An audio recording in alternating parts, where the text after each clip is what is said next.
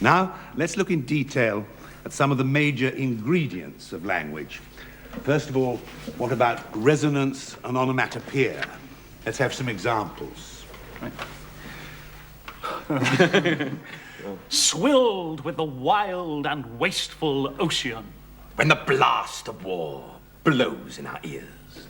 That the fixed sentinels almost receive the secret whispers of each other's watch. Good. Now, what I think you were all doing there was doing it more closely to how probably Elizabethan actors would have taken it, and we rather fight shy of that in performance.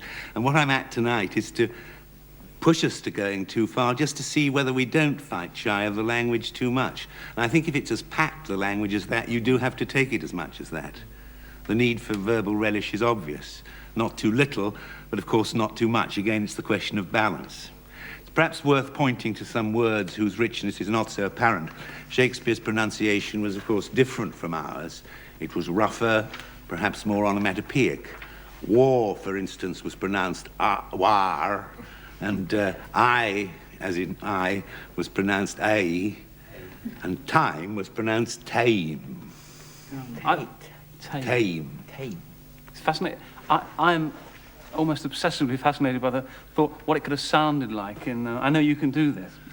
You should do it. But in 1590 on the South Bank, you know, when they had all those little theatres there, what was the noise?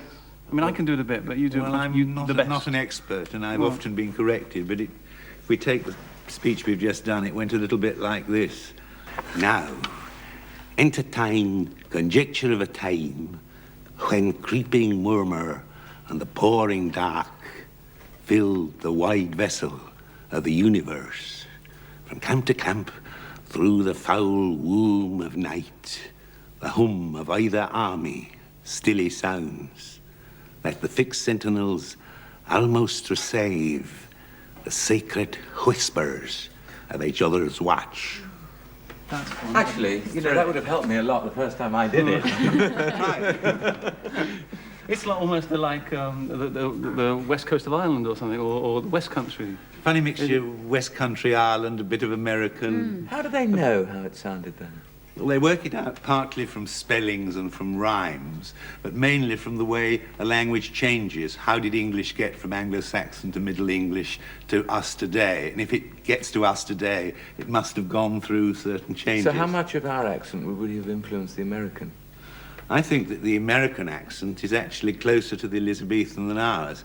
Funny, because American actors are always worried about not speaking what they call standard English, and actually they're doing it closer to Shakespeare than we are. Yes, we always sound much more genteel now, don't we? Much more... Yes, genteel, that's a good word. You see, it's rougher, isn't it?